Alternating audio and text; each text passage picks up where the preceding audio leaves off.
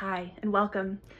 Today we're going to finish up with the third and final week in Kriyananda's series on gratefulness. He gives us many different techniques that we can use to practice getting out of our own shell of emotionality that keeps us from experiencing our own enlightenment. And I can't wait to try some of them myself. What I do want to remind us all of, like one of my teachers said, once we are able to taste this fruit of truth, once we're able to catch a glimpse of the payoff of these practices, remember, we are doing them not to become special, but to become useful. Kriyananda touches on that at the beginning of this lecture, reminding us that all of this that we do is not for our own ego. That would actually be further entrapping ourselves. But we are given this opportunity. We are given these resources. We are given these teachings such that we ourselves can become liberated and we can be useful to a world that so needs liberation. And so we thank you.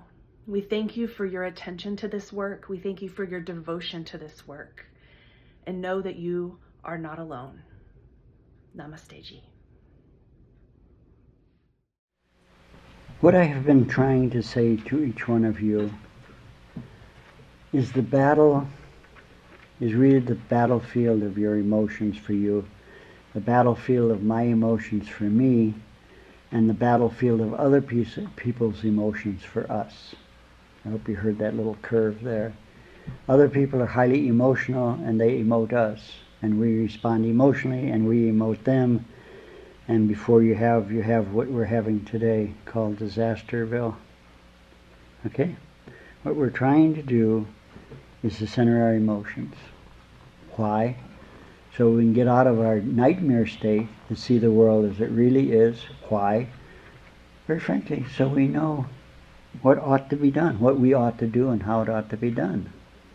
But to do that, in some sense, you have to have, forgive my vulgar expression, you really have to have guts. You have to dare to dream your dream. Now, the goal, I suppose we could say, for everybody is enlightenment. But enlightenment is, in my philosophy, called moksha, liberation. And who we're trying to get liberated from is ourselves.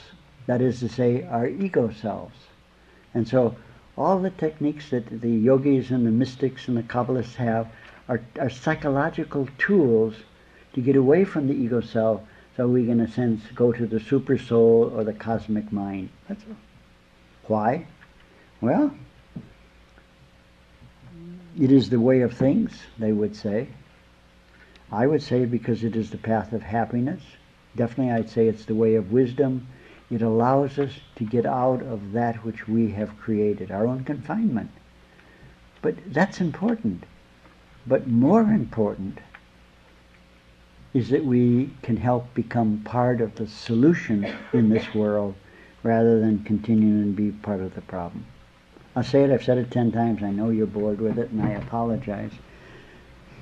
It's when I was leaving my guru's ashram, I knew I'd never come back to live with him again in his ashram, and I asked him, would you please give me the great secret, would you please give me the method that will really cause me to grow up fast, to become enlightened? And he looked at me with no hesitation and said, "Oh, Kriyananda, don't be so heavy." Now I was insulted, I was upset. And as I told you, I ran to my oak tree, put my back after I saw that she wasn't around. If you know who she is, oak trees and the magician, in case you don't know about it. And I put my back to it, and I was trying to jump back to my theology and my philosophy to help me rebalance my soul. So I was going through all these yogic terms and finally came to this idea of reincarnation. Then it hit me. That means I'm immortal. That means I have to live with this forever. With this? Forever? And all I can do is start getting the broom and sweeping. And I'm still sweeping if you're interested. I kind of like me now. I kind of like my personality. There's a lot to be done with it. I certainly am happier than I was then. And that's what it's about. They keep saying it's about God and about duty. It may be. But if we're children, how can we talk about God and duty as babies or children? It's only when we grow up that these are things that we can talk about meaningfully. Meaningfully.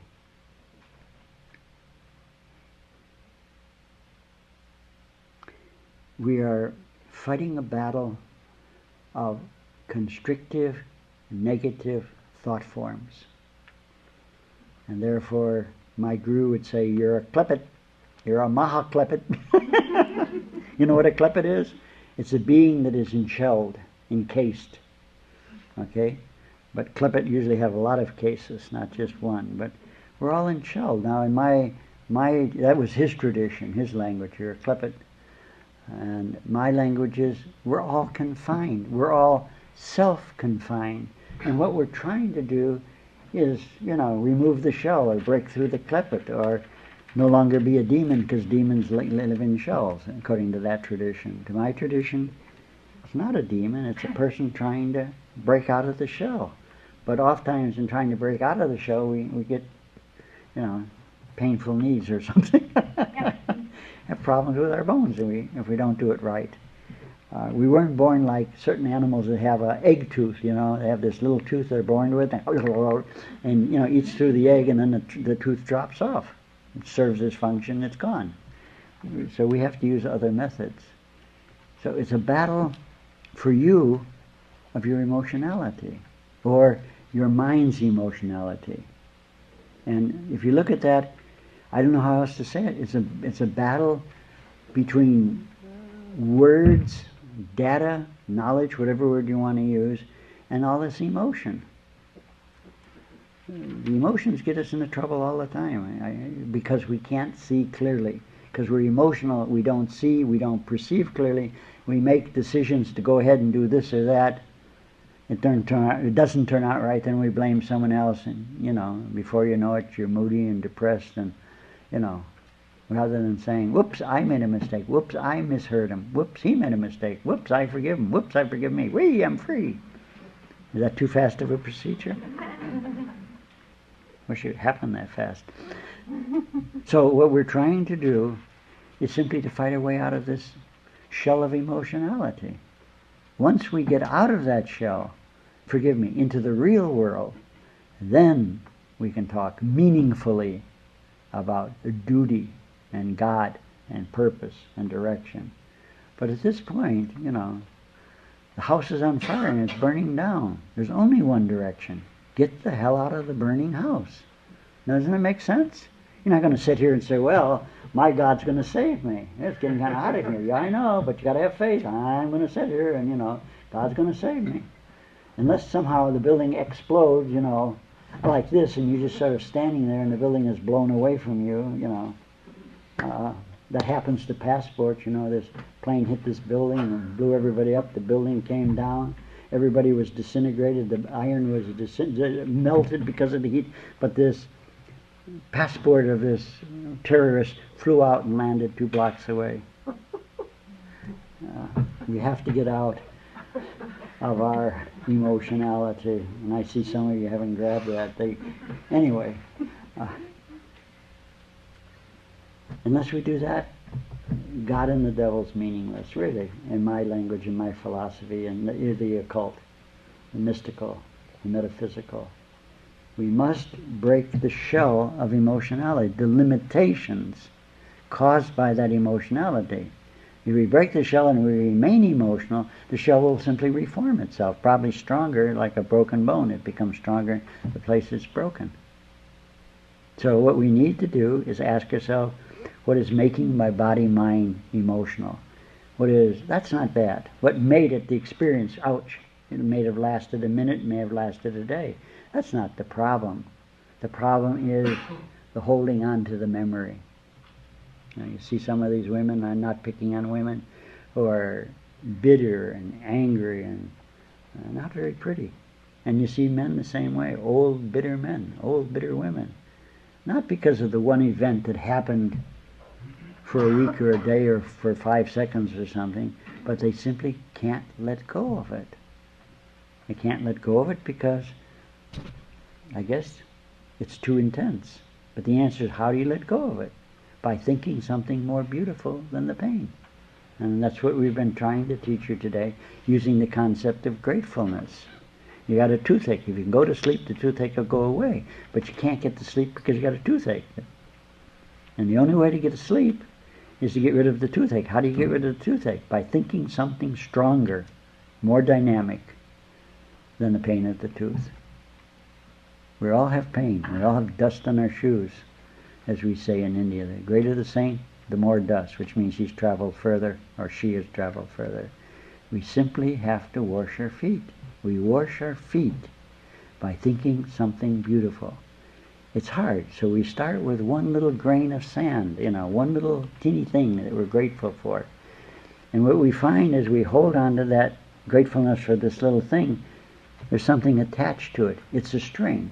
And so we start pulling the string, and all of a sudden there's 2 little things there. And keep pulling the string. Now there's 3 little things that are grateful. Keep pulling the string. All of a sudden now there's one big thing. And keep pulling, and it gets larger and larger and larger, until the gratefulness literally overwhelms us in terms of joy, and the toothache's gone. We fall asleep, it's gone. Bad symbolism maybe. We fall asleep to our pain. We need to overcome, we need to override negative thoughts. And that's why I use the word G-O-D, the good. You can use the word the beauty. Some yogis use the word contentment. Find something of value in your life. If it isn't there, create it. Find something that is positive. If you can't find it, create it. Find something that will lift you away. Now this is why most people say service is the way to go. If you serve people, you will rapidly recognize that your pain, as terrible as it is, as difficult as it is pretty small compared to most of the pain of the world, collectively and sometimes individualistically.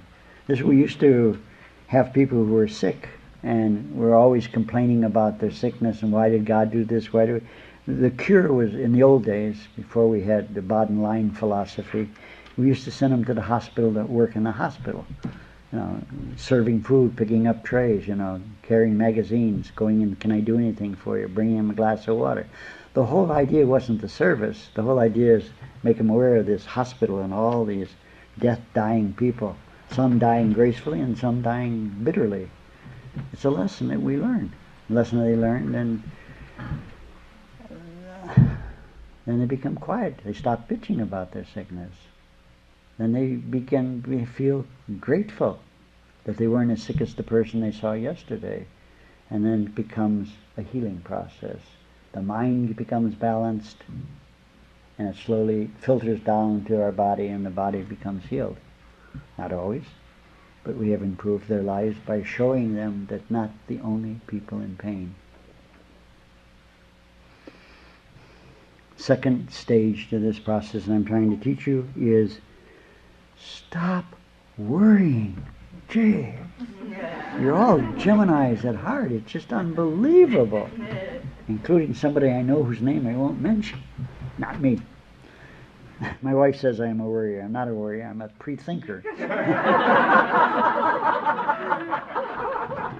There is a difference.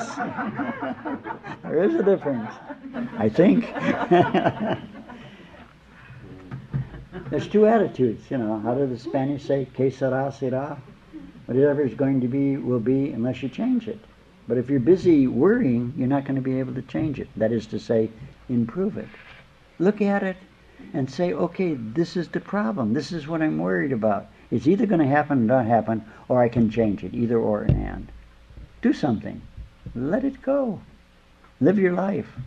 I was on the battlefield once and they were shooting at me, and that's a terrible feeling, to know that people out there, not one, but many of them shooting at you, literally trying to kill you. That's was an unbelievable feeling for me. Maybe for you it wasn't, but for me that was an unbelievable feeling. They're really trying to kill me, not, accidentally. They're really trying to. They're after me. This body, mine, me. It's an unbelievable sensation. And then, I said, Kriya and Andy, I really think you're afraid. And I said, I'm not afraid. This is a realization. They're trying to kill me. And then I had to admit that I think the body, not I, but the body was afraid. The body was apprehensive. How about that? And then there came the second realization, and that is, I'm going to be on this stupid battlefield for another year and a half, 18 months. Now, am I going to die fearfully 50 times a day? Or am I going to do what I need to do? And if they get me, they get me. And if they don't, they don't. Not que sera, sera, but see, that's back to that religious idea, it's all in the hands of God, but we know it's not. Forgive me. If he is in his hands, someone ought to go and tell him he's not doing a very good job.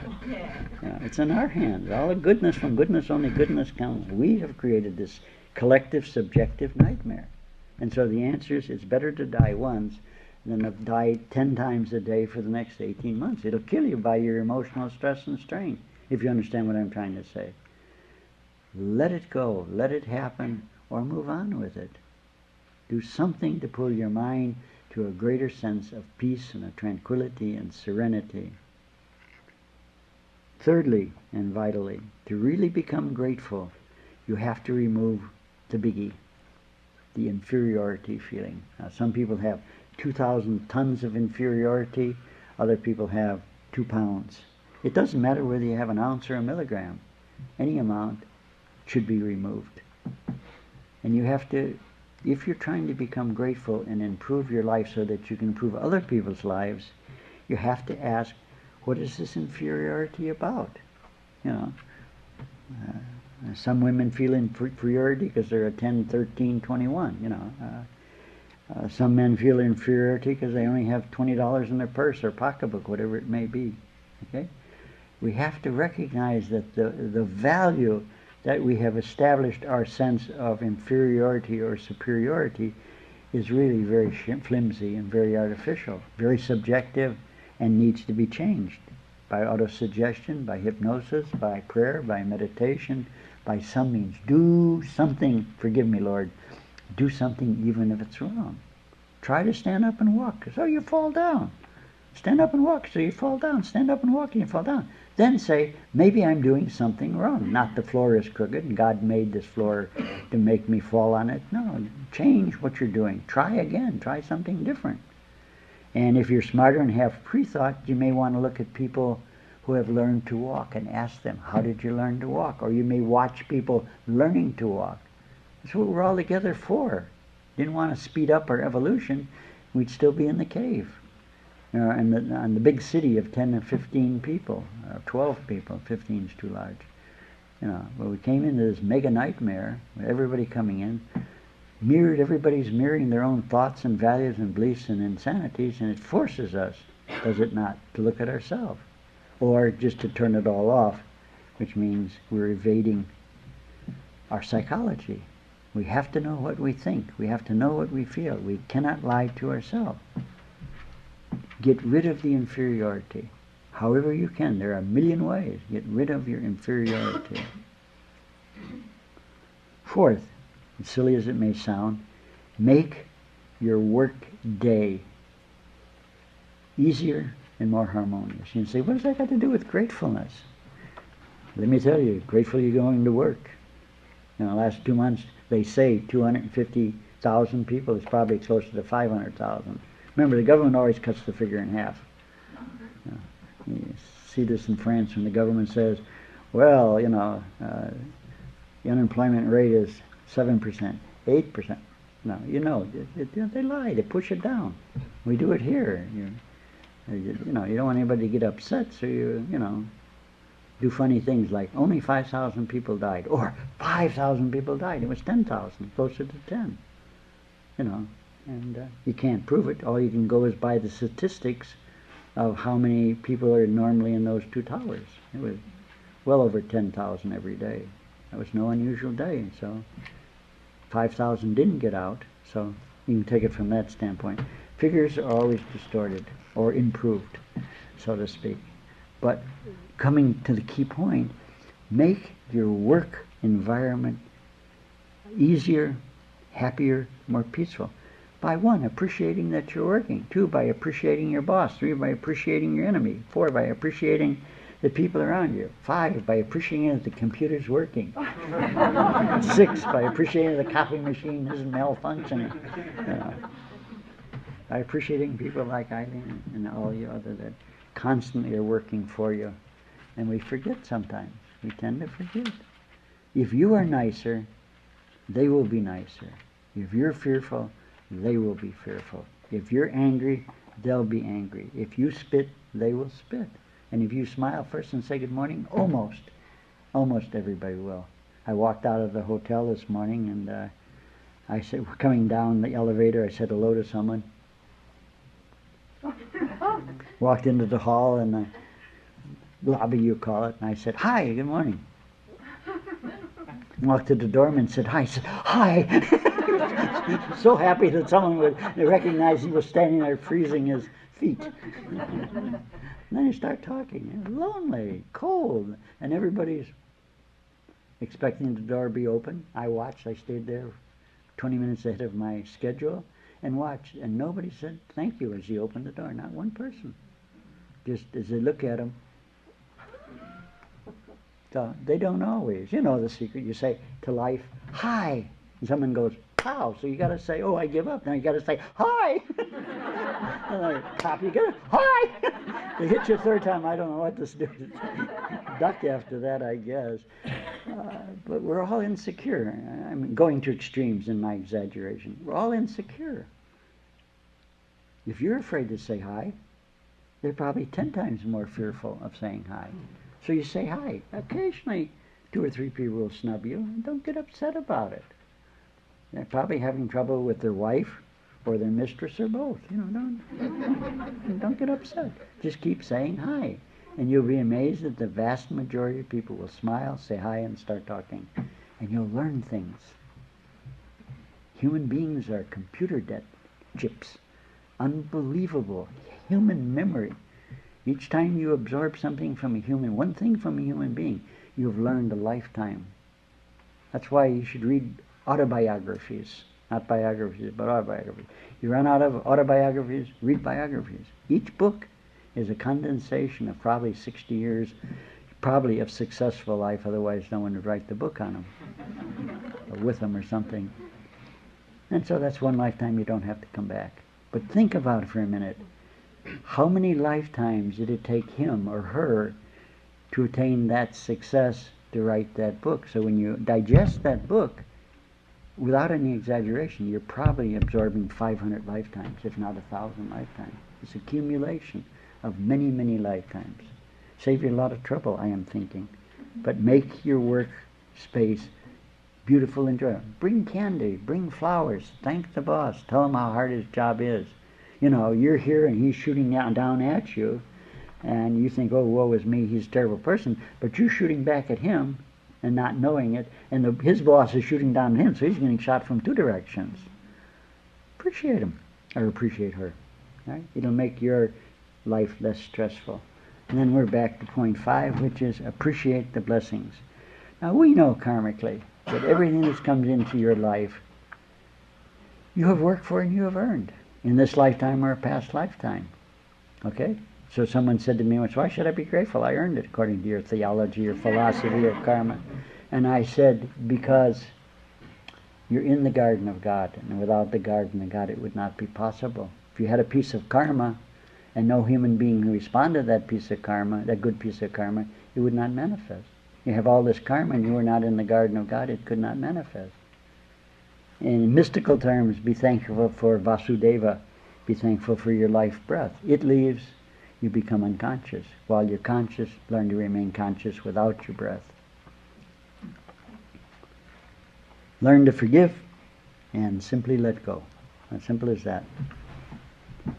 Now, 7th point, improve your relationships with everybody by improving your relationships with yourself. People who cannot communicate to people cannot communicate with themselves. People who cannot communicate with themselves simply cannot communicate with people. And as people, primarily, we are still verbal orientated. There may be non-verbal communications and they may be important. It's vocabulary, vocabulary, vocabulary, vocabulary, vocabulary, vocabulary, vocabulary, vocabulary, vocabulary, vocabulary, vocabulary, etc., etc., etc. You must increase your vocabulary in the areas that are important to you. If it's sex, then learn sex vocabulary. It's money, learn money vocabulary. It's wisdom, learn wisdom. Whatever it is, it's health, learn health. You must, forgive the word must, increase your vocabulary in the areas that are meaningful to you if you want to communicate to your mind and to yourself and therefore to other people. And as I say, and needs to be said a million times, try to think of something that came into your life that didn't come through a human being. I bet you can't. You know. I remember my sister once was maltreating her 3 boyfriends. She's trying to decide which of the 3, I did say sister, didn't I? Mm-hmm. Stepsister, more accurately. She had 3 boyfriends. She's trying to decide which one to marry. And you know, she was beating the hell out of them. And you know, all of a sudden she realized that all 3 of these people were sort of pulling away and the opportunity, all 3 were disappearing. And I was trying to explain to her what she was doing wrong. And she had no idea, or I wasn't communicating. All of a sudden, in these days, the televisions were just starting to come out. And she took the television, which sort of had these wavy lines, and she picked it up and hit it on the tabletop, and it went, boop! Everything went out. And I said, don't you know you can't do that to the television? It's sensitive. And when I caught her and she realized, oh, it's sensitive, I have to treat it sensitively, I said, this is a sensitive instrument. The only thing more sensitive than this are men's egos. And I got her. She married both of them, one after the other.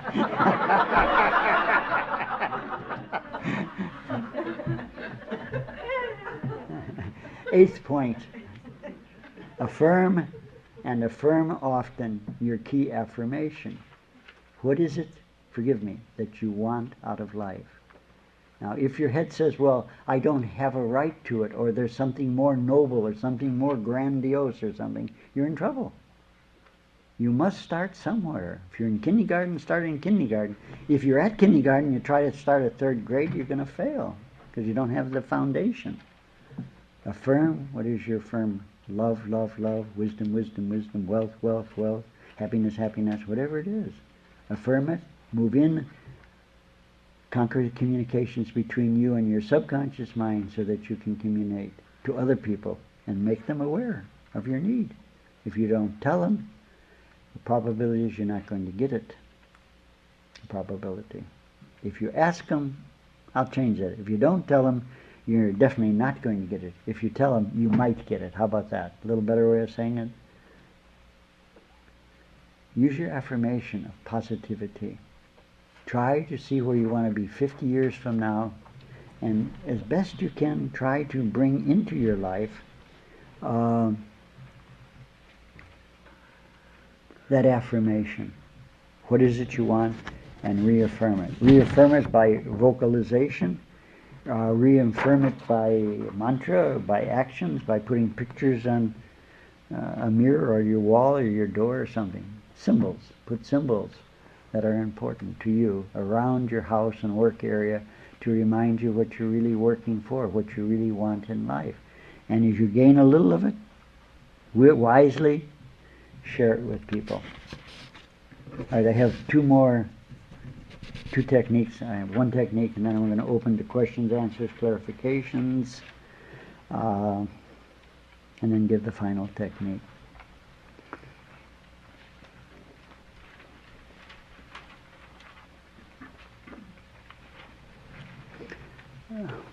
There's a little contradictory to what I said earlier, and I apologize. I'd like you to think of a divine form. A divine form. If I say any more than that, I will influence your thinking. Think of a divine form. If that has to be a God, that's great. Has to be a goddess, that's great. It has to be an angel, fine. Whatever it is, think of a divine form. Okay? Now try to give a name to that form. There may already be a name to the form. Give a name to it. It has a name. Mentally recite the name. Now, give it a nickname. That's important. Give it a nickname. I don't care if it's God. Give it a nickname. Okay? Just remember that for a few minutes. Now here's an important experience that happened in my life. When I was a junior executive decades ago, we were manufacturing chemicals, right? And cosmetics to be exact. And every week they had a meeting, and one day one of the big bosses said, you should come to the meeting. And I said, but that's only for senior executives. He says, I know, you come to the meeting, which means he was bringing me to become the next stage, move up into the big time. Well, I got there early. I didn't want to miss anything. I was there a half hour ahead of time, 40 minutes ahead of time. I'm sitting there, okay? Nobody comes until 5 after. First person is 5 minutes late. Okay? About 10 minutes after, the boss comes up, everybody jumps up and says, good morning, sir. Hi. The boss, the owner of the company, and the president sits down at the head of the table there, and it was fascinating. I was sitting in the back, each person coming in, you know, hello, sir. Oh, sir. Mr. Smith, you know, all the way down, and then the big guns, the real big guns start showing up, and they, hi, John. No, sir, no, mister. And finally, two vice presidents, one in charge of something which I really, marketing I think it was, said, well, you showed up, you son of a gun. Not even, no name. Yeah, I thought I'd come up, okay? Then the last man to come in is the vice president in charge of sales, big guns in any company. I assume you know that. You have a problem, go to him. He has more power than the president, okay? The vice president shows up of sales. He comes in, and obviously a drinking buddy, and he looks and says, hey, you son of a gun, blankety, blankety, blank, and everybody freezes. I told you I could drink you under the table, you old son of a gun, blankety, blankety. And the boss says, yeah, well, you know, and the president says, yeah, you know, but next time I'll drink you under the table. Intimacy.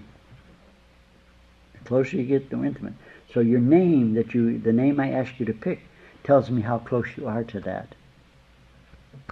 How about this? The mother picks up the baby and shakes it and says, ooh, you cute little rat, you cute little rat, you. Okay?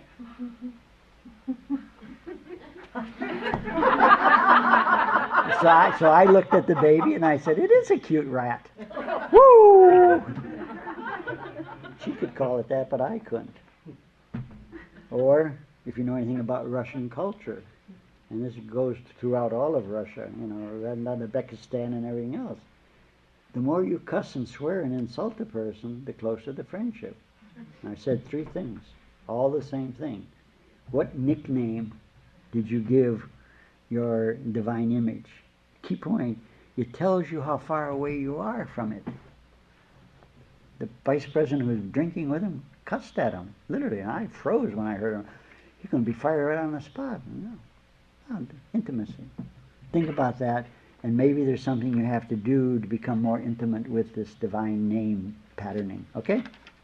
Now, what you need to do in this technique is to take that name, and if you couldn't find one, go back to the name that history has given it and simply chant it. You know, rum rum rum rum rum rum rum rum rum rum rum rum rum rum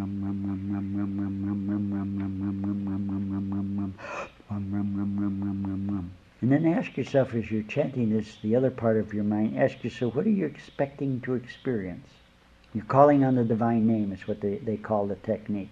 Now I'm asking you, what are you expecting from the experience? Are you expecting light, devotion, love, goodness, wisdom, or something else? Again, I think you should scribble something down, because it'll tell you a great degree where you are enmeshed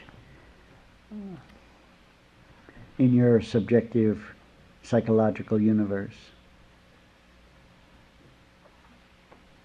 Ram, ram, ram, ram, ram, ram, ram, ram, ram, ram, ram, ram, ram, ram, ram. After you do that long enough, the presence, the name draws up a feeling state or even a visualization state. It becomes quite vivid. At that point, stop. And simply try to feel what you can feel. Okay? Try to feel the state of consciousness you've created by using the repetition of that name. Next, ask,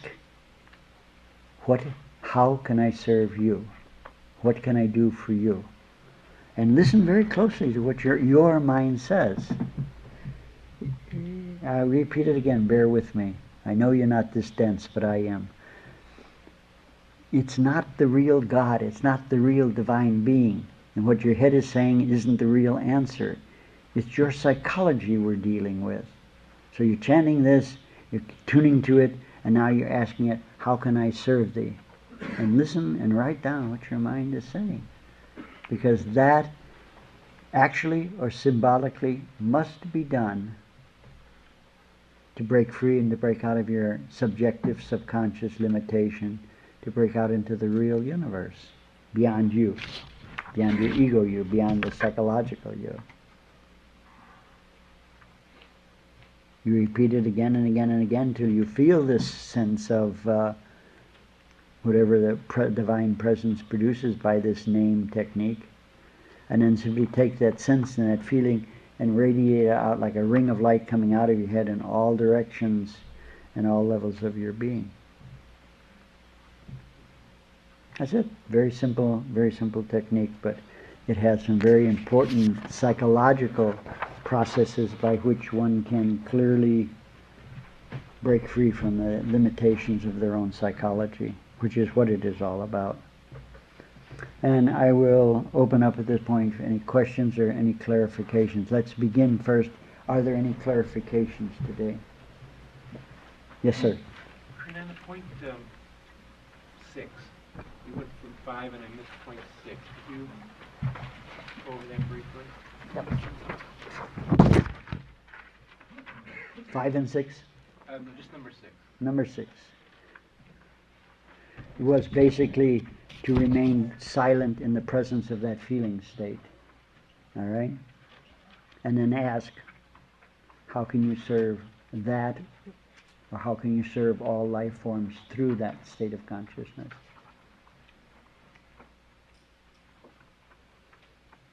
Any other clarification? Yes, ma'am. Kriyanandaji, on the section where you were doing the Om Shri Mata and then Yes. inserting the person's name, Yes. you had said what I heard you say was to transfer the name into a feminine Yes. form. If it is feminine, you don't have to change it. But if you were saying Om Shri Mata Rama Ranamaha, then you put a male Rama, and so you have to change the name.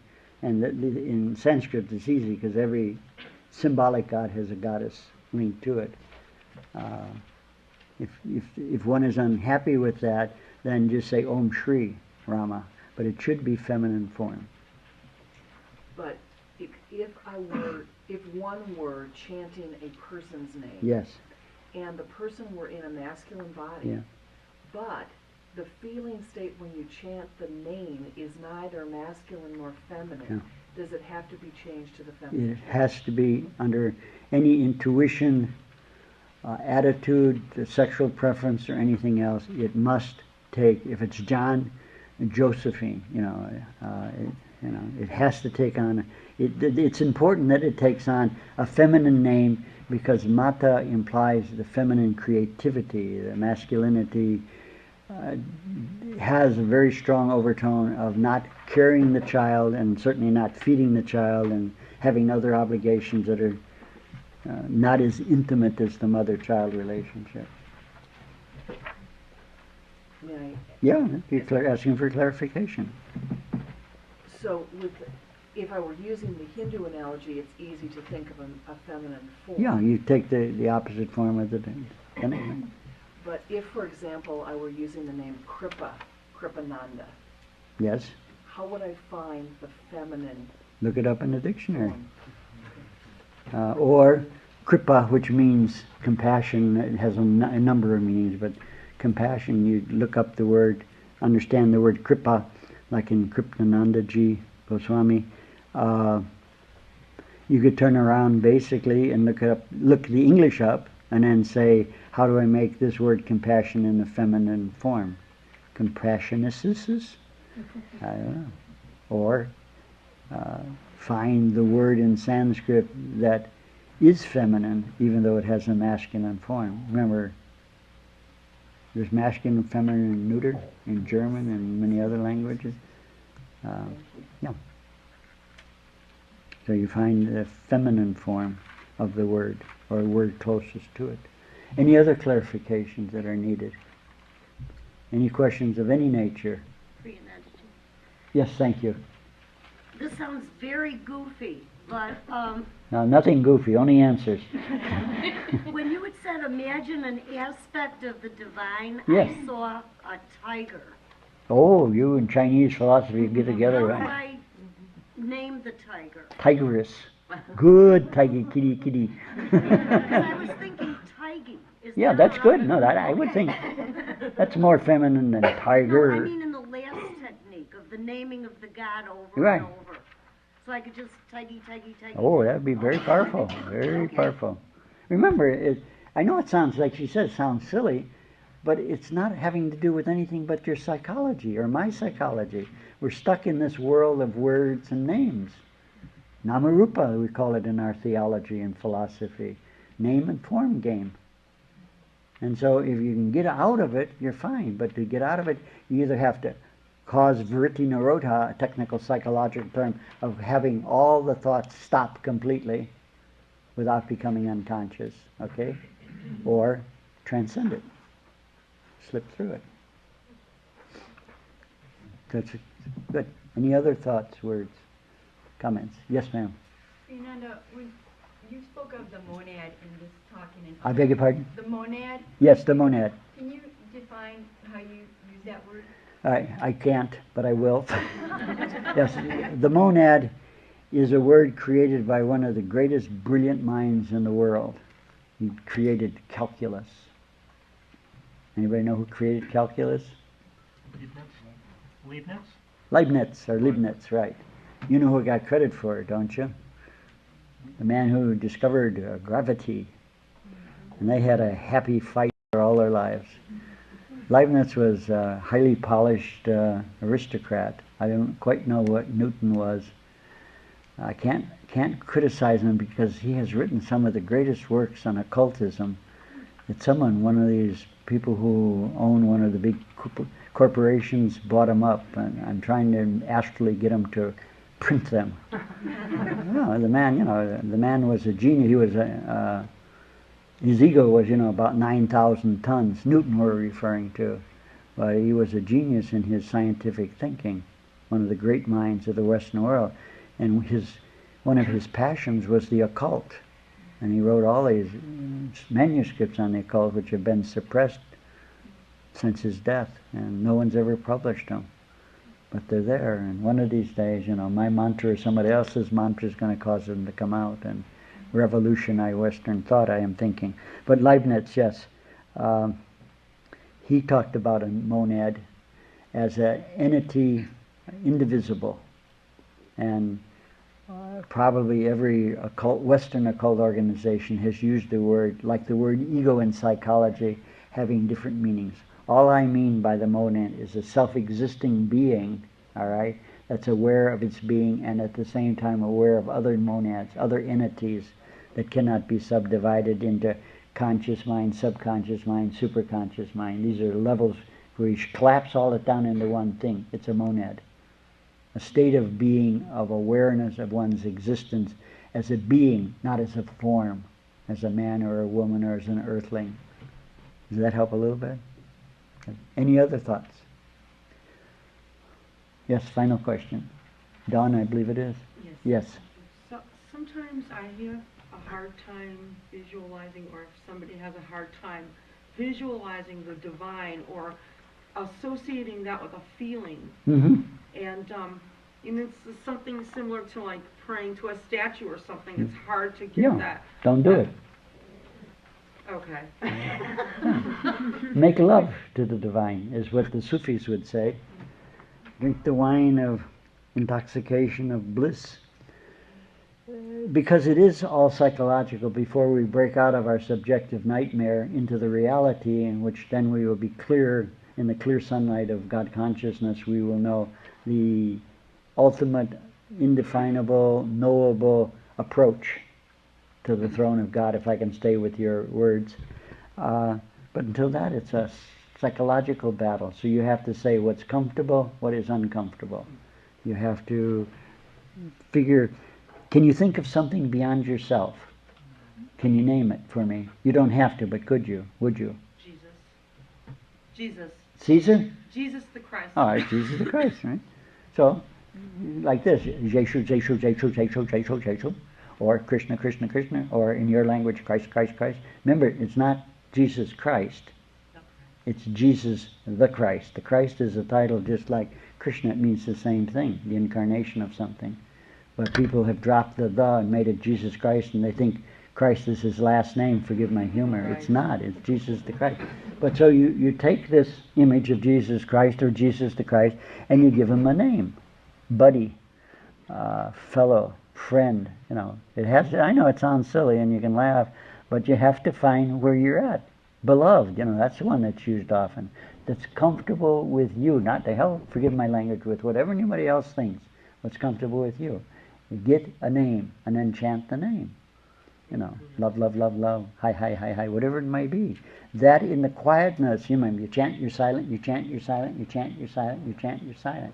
Now I know that they say you have to chant in Hebrew or in Sanskrit or Tibetan, you know. Mantra is mantra and mantra is words. Your English is as good as theirs, and in my language sometimes far superior. You know, you go all these languages that are supposed to be so superior to ours, and they only have one tense in the present tense. And we in English have 3 or 4 present tenses, showing an unbelievable sensitivity, skill in defining the process of the present tense. So use English. It's good. Use the word that's comfortable to you. Okay? And if you can't think of a word, then think of a form. Then take the form and give your own name to it, of that form. Can't think of a form? Think of an action called dancing.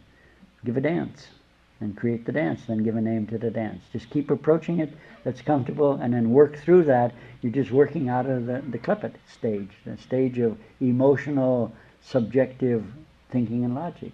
We get past it, we're out of it, then we're free. We don't have to worry about the words again, but getting out is the first. You're in the basement, we have to get out of the basement. That's the first step. Then we can worry about what's outside the building. We really got to get out of the basement first, I think. Okay, then I think I will conclude with what I think to be an important statement.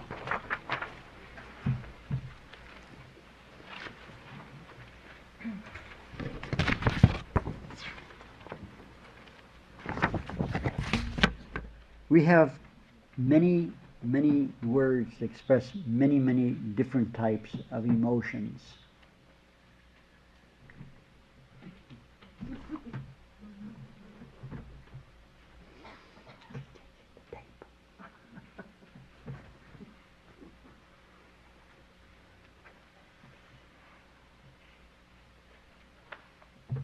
We have many, many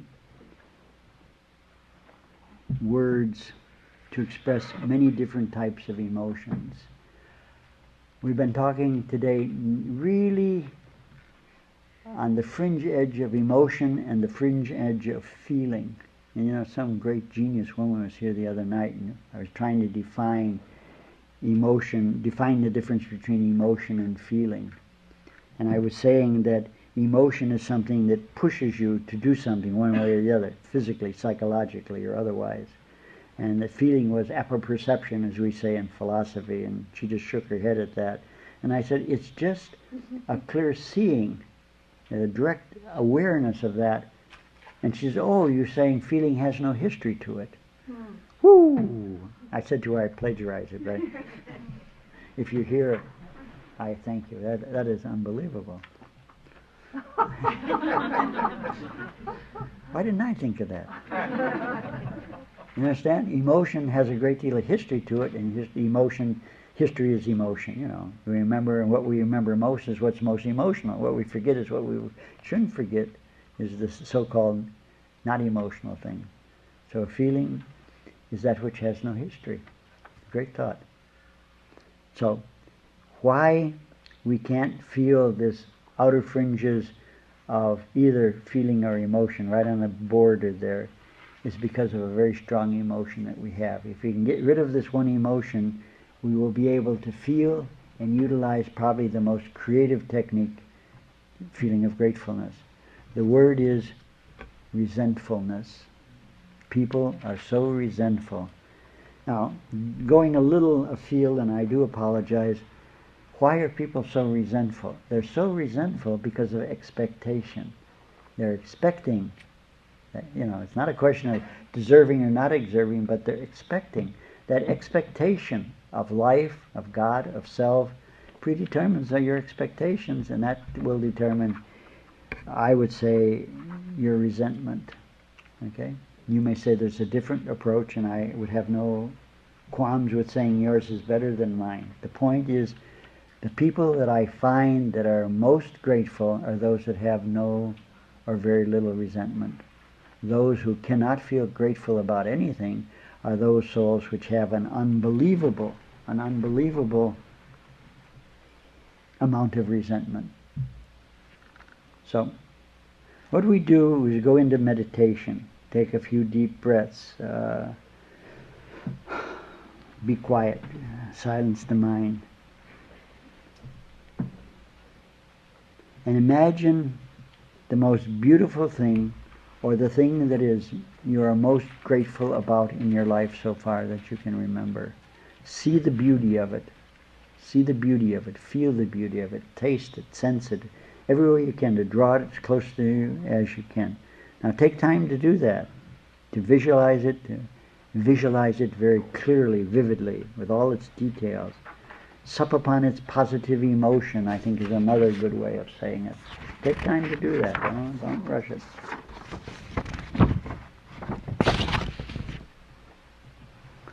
Now, kind of carry that and either shift it a little bit to your left or a little bit to your right, and feel which feels better, that this sense, this imagery that you're holding is more comfortable a little to the left or a little bit to the right, and put it either to the left or the right. If you put it to the left, then over to the right, try to visualize any piece of resentment that you have. At first there'll be little things insignificant, sometimes they'll explode into giant things, and try momentarily to see that resentment, to forgive the word, quote, feel, unquote, observe, in other words, that resentment. I do just what we did before, back and forth. Go to the beauty, the gratefulness, back to the resentment. The gratefulness, back to the resentment. Just go back and forth. Now you can last a second on each side or a minute on each side, but it's better to only last maybe 5 seconds from one and move to the other. And just keep moving rapidly back and forth, returning to each of these beauty of the gratefulness and whatever the emotion is of the resentment. And rapidly you will begin to resent resentment. Rapidly you'll say, this is not what I want inside my being. Now remember, one of the key concepts of resentment is, you did it to me, or something of this nature. And so by going back and forth, the question is no longer, you did it to me, or they did it to me, or he did it to me, or she did it to me, or God did it to me, but rather it's now in me and my responsibility to do something with it. And so basically from then we take control of our lives and move back and forth until obviously the beauty of the gratefulness overrides the resentfulness, and we simply automatically, it drops from where we don't want it. If someone handed you something that was bacteria laden, you wouldn't want to grab it. You drop it before it got to your hand. So in exactly the same, that's what's happening by going back and forth and back and forth. And from that standpoint, you don't have to work at dropping it. It will drop itself. And as resentments drop, you'll be grateful, forgive my humor, that that piece of resentment was out of your life. And then you just repeat it again, whether it's tomorrow or otherwise, with the next stage. And you keep doing what it's right at this moment. What is the key thing I'm grateful for? What is the key thing that comes up into my mind that I'm resentful about? And don't say whose fault is it. Don't get into the history. Just feel what one, be aware of the one state, be aware of the other state, and bounce back and forth every second or 2 or 3 or 4 seconds. And pretty soon, I hate to use the word, I'll use it, you'll see clearly that one is quite ugly. And you don't want any part of it. You want it out of your soul.